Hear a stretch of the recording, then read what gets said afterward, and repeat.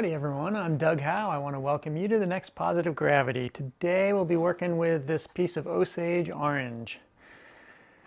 You might notice it looks a little wonky. There's a couple of things about this piece of wood. First thing was, it's got this nice pattern, this nice feathery pattern on here. That's from where kind of two branches came together. You get that nice pattern. I wanted to try to retain that in whatever I did with this piece of wood. But it had this kind of live edge aspect to it, which made it so I couldn't really use the full circumference of this disc. So I decided to glue an additional piece of Osage on here. I just kind of tacked it on with some super glue, CA glue here and here. So that's pretty solid.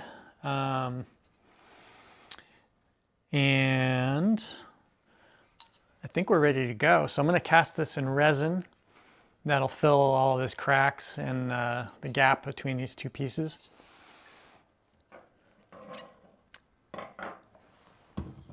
I'll be using Alumilite Clear Cast for the resin and blue pearl resin powder, also from Alumilite. This just mixes up 1-to-1 by volume, so I'll just mix it up in this silicone cup. I've already made a mold, so this mold will go around the casting. I also have this pewter ring that goes on the top of what I'm going to make here. So this is eventually going to become a potpourri dish, and this will be the top. You can buy these from Craft Supplies USA, I think is where I got this. I purchased this. So that'll end up on the top like that. Or like that. I'm not sure yet. We'll decide that after I do the resin casting. So the first step then is to do the resin casting. I'll go ahead and wrap this up in the mold and mix up my resin, and I'll bring you back after I get the casting done. I will put this in the pressure pot overnight at probably 50 psi to just kind of drive the resin into all these little cracks and pockets. And you know, typically I get a nice hard casting that way. I did bake this in the oven before I glued these together. I baked it in the oven at 220 degrees for about an hour and a half to just try to drive any moisture out.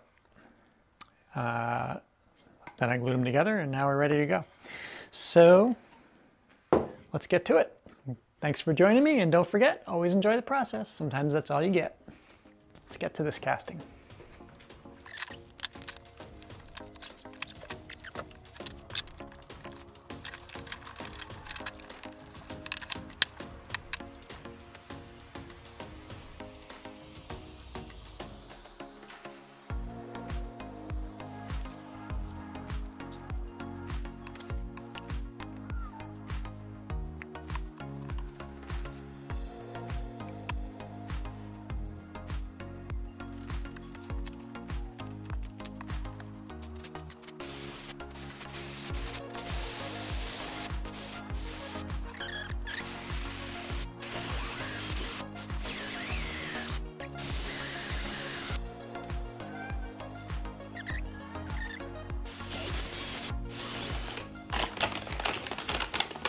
Get some out of here just by tapping the bag.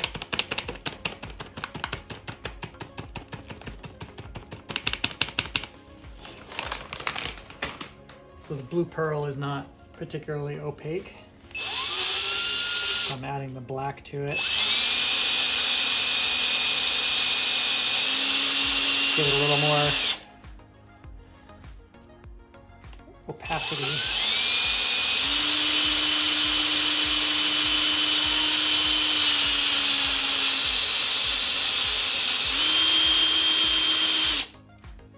Pretty good. I'm going to go draw a vacuum on this and draw some of those bubbles out. All right, after a little bit of degassing, we are ready to pour. Don't want any of this hot glue in there.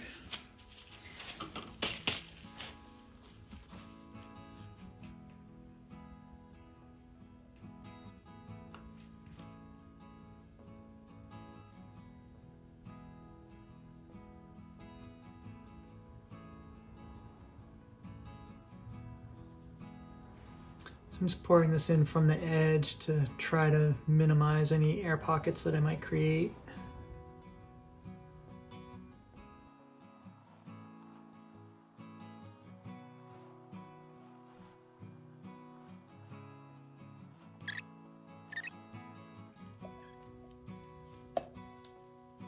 Usually once this goes in the pressure pot, the volume of the resin does go down a little bit due to crushing of air bubbles and finding new cracks to go in and whatnot.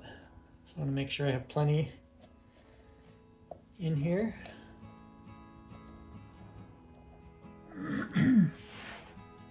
So I think this is ready to go in the pressure pot till tomorrow.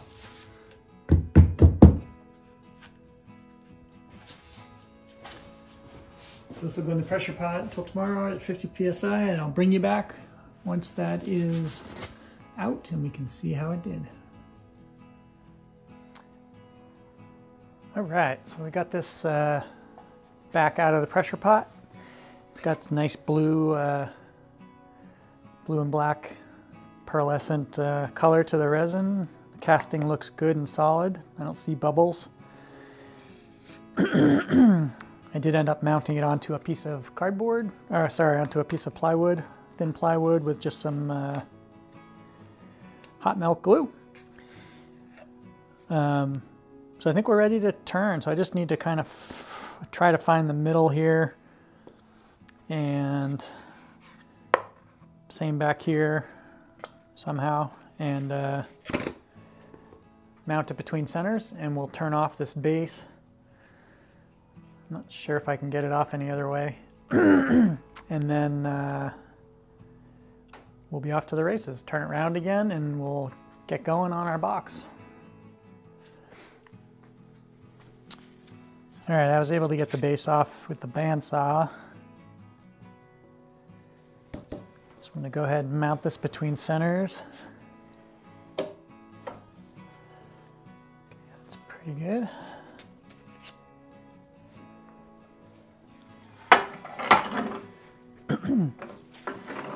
So the first task is going to be to square up these ends. Okay,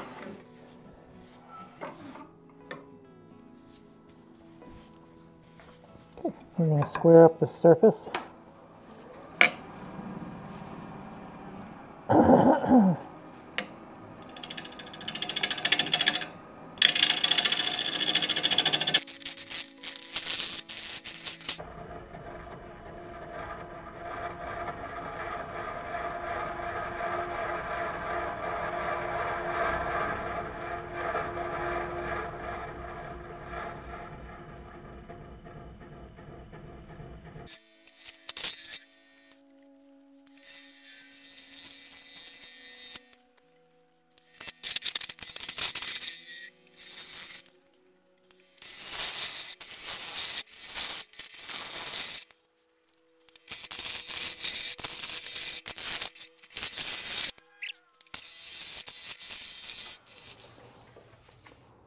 So now that we're down to solid wood, I'm going to start to build the tenon right here.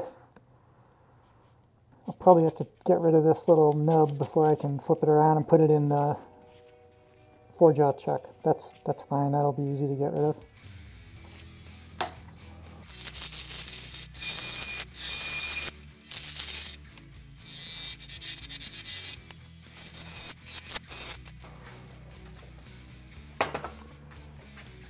Okay, we have a solid tenon with a nice dovetail on it and a clean corner and a flat surface here.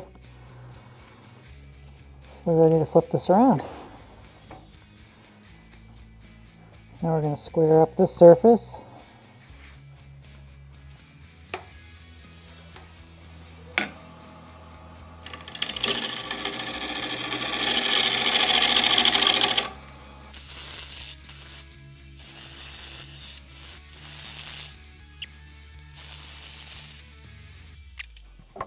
Now I think we're ready to round up the outside.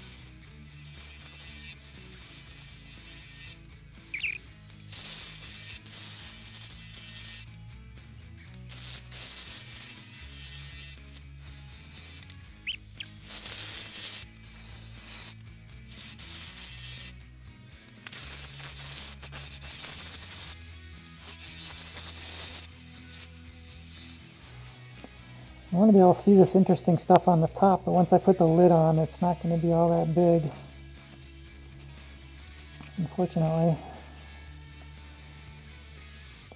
But I think it is what it is. So this is going to be the top.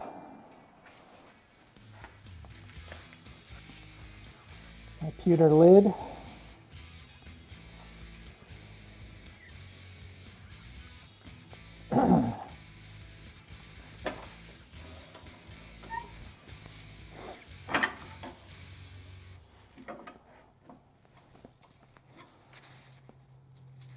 Roughly this big. Just a tiny bit smaller than this.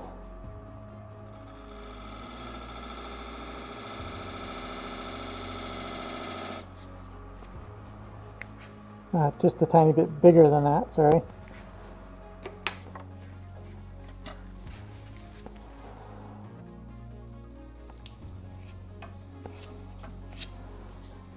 So that'll be the lid. I'm going to start taking off the outside corners.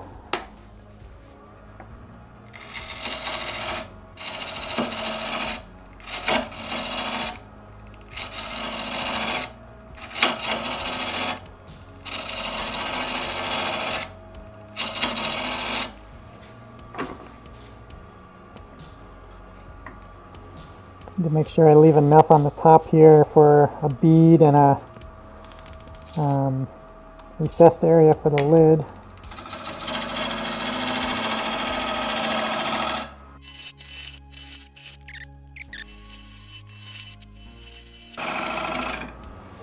So I got to remember I have a tenon on here, so the base is going to be ending up in here somewhere.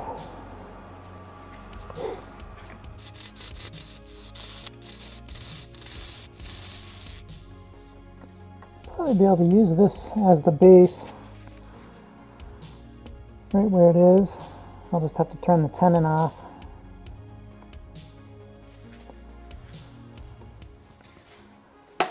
Probably take this down just a little bit.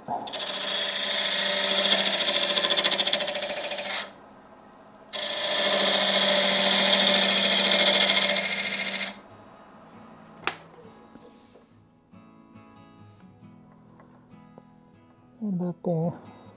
Once I get this hollowed out, I'll be able to grab it by this on the 4-jaw chuck and work on the bottom.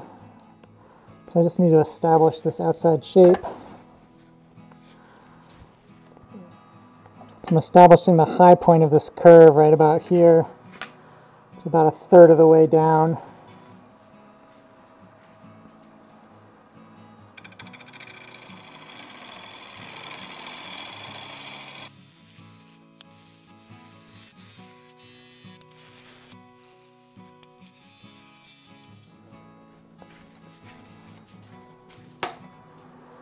So now I need to make a recessed area to hold the cover.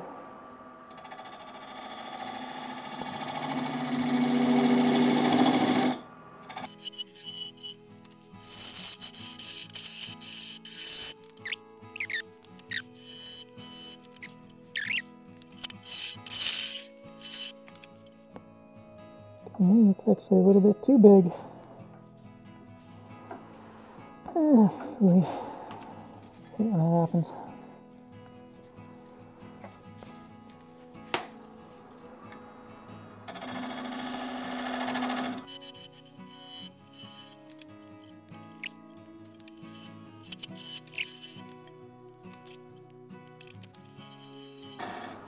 So basically I want to create a little shoulder right here for this to sit on, and then these little pins will have a space to go down a little bit further.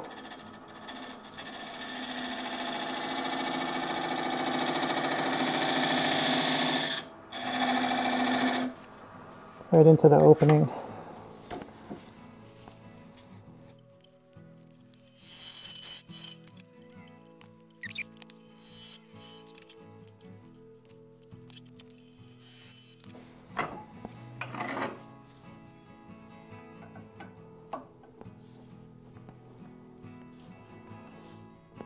That's a nice fit.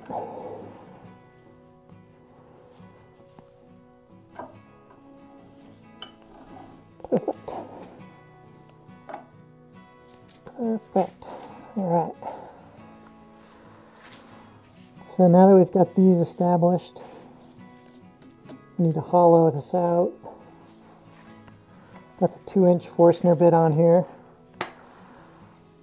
Bring the speed up to maybe 300 RPM. See how that does.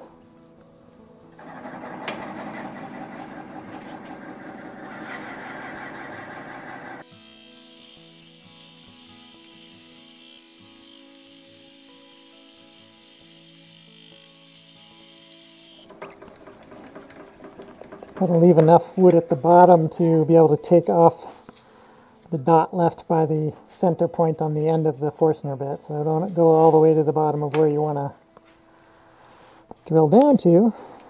Leave a little extra wood down there. And you'll take that out during hollowing.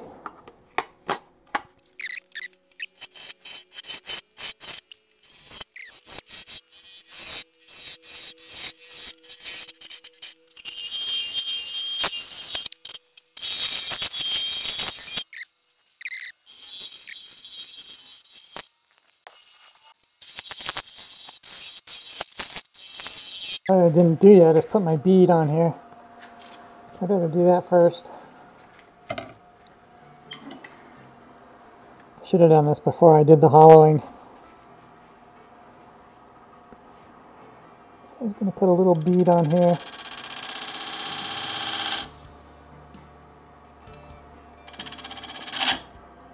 Not like that.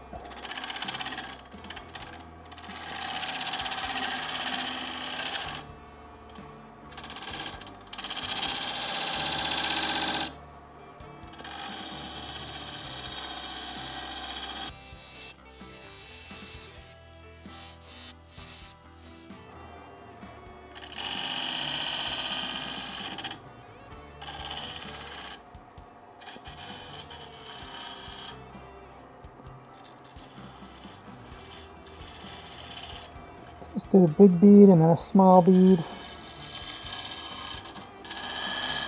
right next to the insert. Alright, now we can get back to hollowing.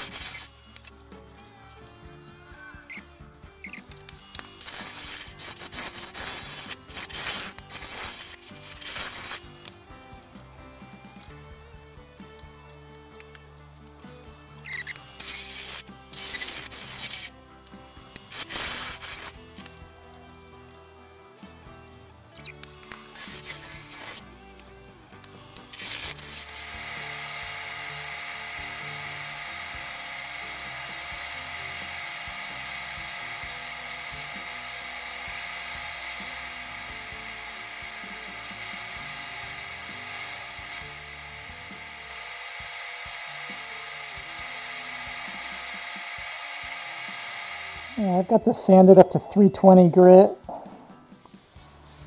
And I'm just going to wipe it off with some ethanol to clean things up.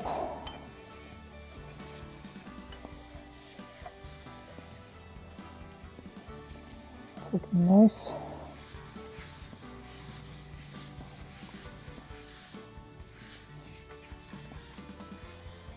Next step is to hit it with some sanding sealer.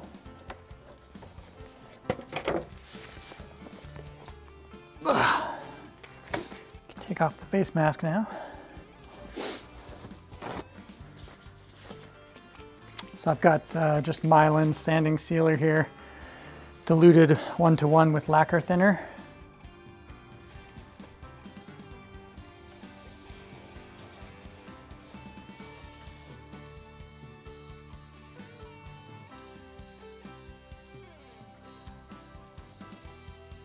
One downside to using the sanding sealer diluted with the lacquer thinner, maybe the sanding sealer by itself, is it does put a pretty bad smell into the wood. It takes a little while to air out. So obviously for something like a potpourri box, I'm going to want this to air out before I try to sell it, so that it doesn't smell like lacquer thinner. Nobody wants that. But it doesn't take too long.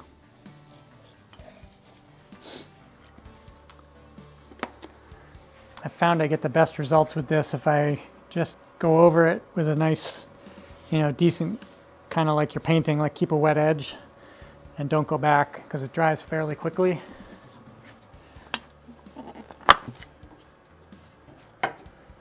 And if you go back over it while it's drying, it gets tacky and then it gets streaky and leaves paper towel bits and all kinds of problems. So best bet is to go over it really quick once in one direction and leave it be. There, this is looking really nice. So I'm just going to let that spin a little bit longer to make sure it gets good and dry.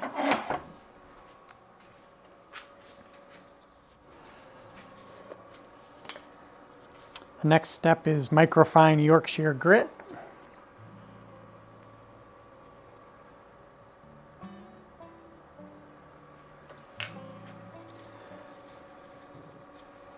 Spin this around, make my life a little easier.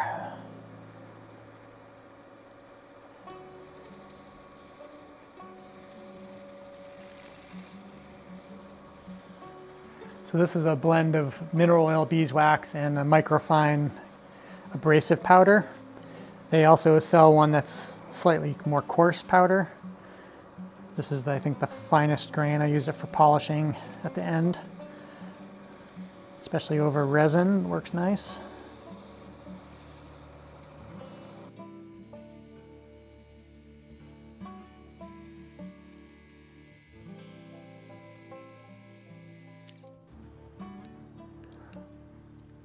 I'm going to try to raise the luster on this a little bit. It's a little bit matte. I haven't done this often with wood, but I'm going to try this Scratch X product from Meguiar's. I use it when I make rings and other items with resin.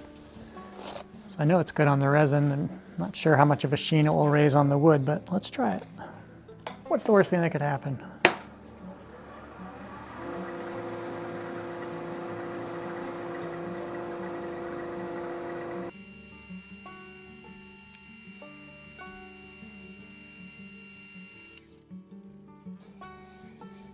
Look like it did much for the sheen.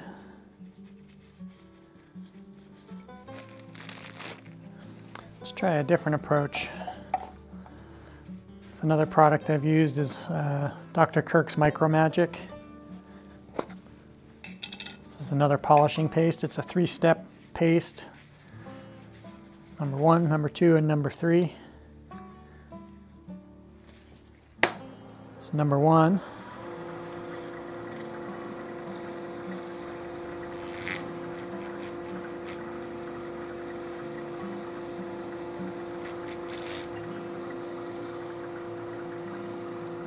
That seems to be doing more for the luster.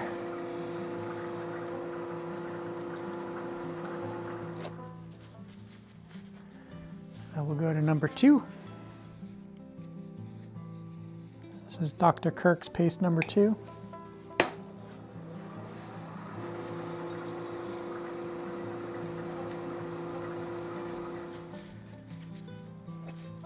And the last one is Dr. Kirk's polishing paste number 3.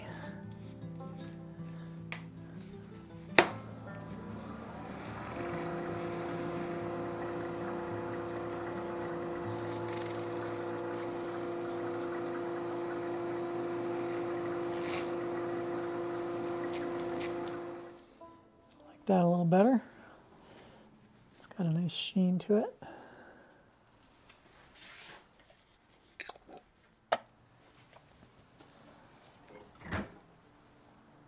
All right. Now we got to flip it around and finish the bottom.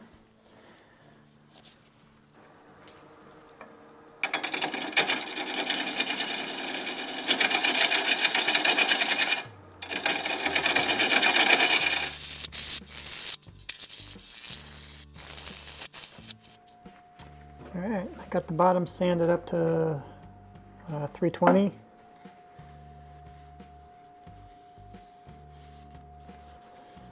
Cleaning off with alcohol.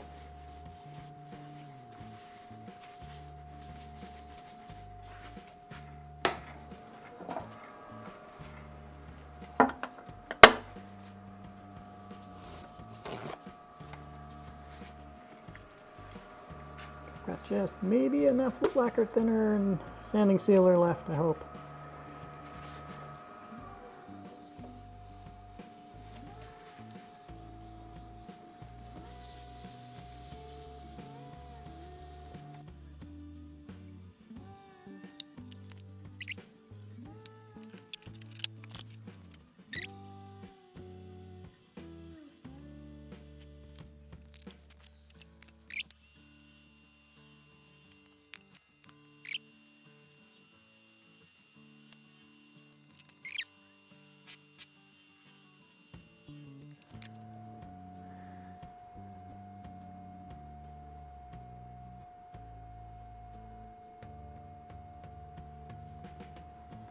I'll take some better photos of it so you can see it a little better. Thanks for watching, and I'll hope to see you on the next one. Take care.